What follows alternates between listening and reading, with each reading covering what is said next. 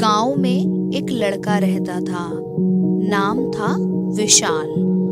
उसकी सबसे बड़ी परेशानी ये नहीं थी कि उसके पास कुछ नहीं था, बल्कि ये थी कि दूसरों के पास बहुत कुछ है। जब भी वह अपने दोस्तों को देखता, कोई अच्छे कपड़े पहनता था, कोई अंग्रेजी में बात करता था, कोई बाइक पर स्कूल आता था, तो वह अंदर ही अंदर खुद से नफरत करने लगता कि मेरे पास क्या है, मैं तो बस एक आम लड़का हूँ, ना शक्ल से खास ना दिमाग से तेज। वह चुप रहता, लेकिन भीतर ही भीतर हर दिन टूटता जा रहा था। एक दिन जब ये बेचैनी बहुत बढ़ गई, तो वह अकेले गांव के बाहर नदी किनारे चला गया, जहां दूर दूर तक बस सन्नाटा और बहते पानी की आवाज थी। वहीं एक पेड़ के नीचे बैठे थे ताऊ। सफेद दाढ़ी, झुकी पीठ, पर आंखों में अब भी गहराई और चेहरे पर वही पुरानी शांत मुस्कान। ताऊ को गांव वाले बहुत मानते थे। वे किसी किताब जैसे थे, हर सवाल का जवाब, लेकिन अपने ही अंदाज में। विशाल चुपचाप जाकर उनके पास बैठ गया।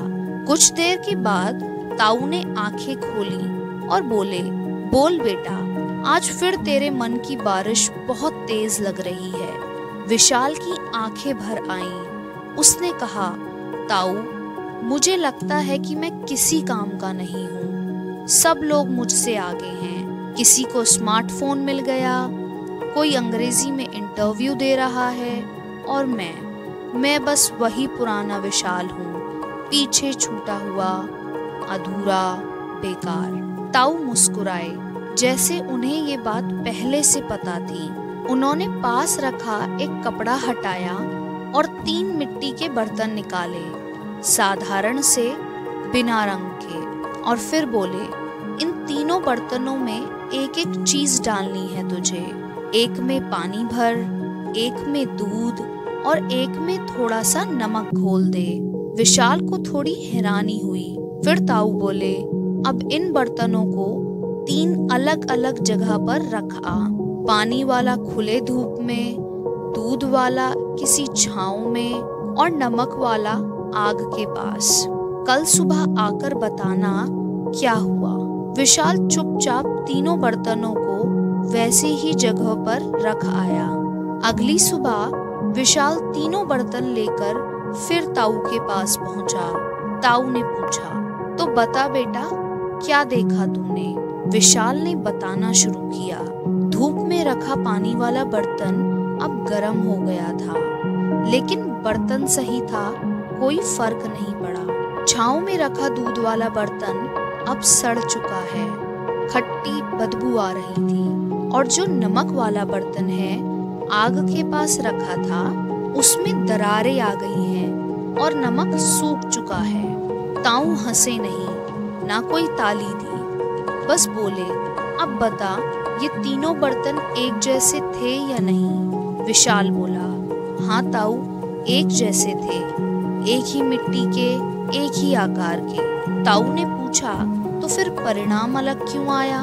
विशाल कुछ देर सोचकर बोला, क्योंकि जिस माहौल में रखे गए वो अलग था। ताऊ बोले, बिल्कुल सही बेटा, यही बात तो मैं तुझसे कहता हूँ। दुनिया के बहुत से लोग तेरे जैसे ही हैं, एक जैसे सपने, एक जैसी मेहनत, एक जैसी इच्छा, लेकिन सबको समान माहौल नहीं मिलता। किसी को बचपन में ही अच्छा स्कूल मिल गया, किसी को मोबाइल और इंटरनेट मिला, किसी को अंग्रेजी बोलने का मौका मिला, और किसी को मिला बस धूप, आग और अकेलापन। अब इन बर्तनों को ध्यान से समझ।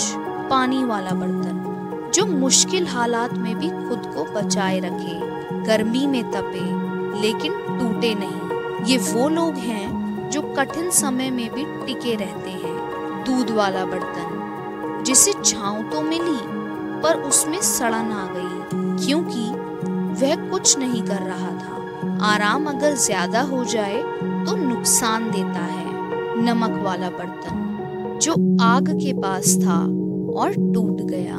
लेकिन जानता है तुझे क्या करना है? विशाल ने पूछा। क्या?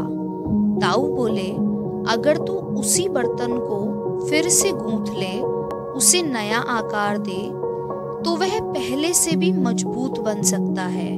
क्योंकि जो आग में तपा है वो अब आग से डरता नहीं। विशाल चुप था, लेकिन उसका चेहरा अब वैसा नहीं था जैसा सुबह था। तो ताऊ, मैं कौन सा बर्तन हूँ? ताऊ बोले, तू वो है जो अब तक समझता था कि तू टूटा हुआ बर्तन है, लेकिन अब तू जान गया है कि तुझ में मिट्टी है, वही मिट्टी जिससे फिर से आकार लिया जा सकता है। बेटा, दुनिया में लोग सफलता के कपड़े पहनकर चलते हैं, पर भीतर से कौन कितना तपकर बना है, ये सिर्फ वही जानता है जो आग में जला है। अब दूसरों को देखकर मत जल, तेरी तुलना सिर्फ खुद से कर। तू आज जिस हाल में है, क्या कल उससे बेहतर होगा? बस यही तेरी असली जीत है। विशाल ने ताऊ के पैरों को छू लिया। अब उसकी आंखों में आंसू नहीं थे, अब वहाँ एक चमक थी। उस दिन के बाद उसने दूसरों से तुलना करना छोड़ दिया। अब वो हर दिन खुद को गूंथने लगा, कभी किताबों से, कभी मेहनत से, तो कभी सीख से। कई सालों बाद वही विशाल जो खुद को कुछ नहीं समझता था, गांव का पहला ऐसा लड़का बना जिसने एक ऐसा शिक्षण केंद्र शुरू किया जहां गरीब बच्चों को मुफ्त में पढ़ाया जाता था। दोस्तों, हर इंसान एक जैसा दिख सकता है, लेकिन उसका माहौल, उसकी यात्रा और उसका अनुभव अलग होता है।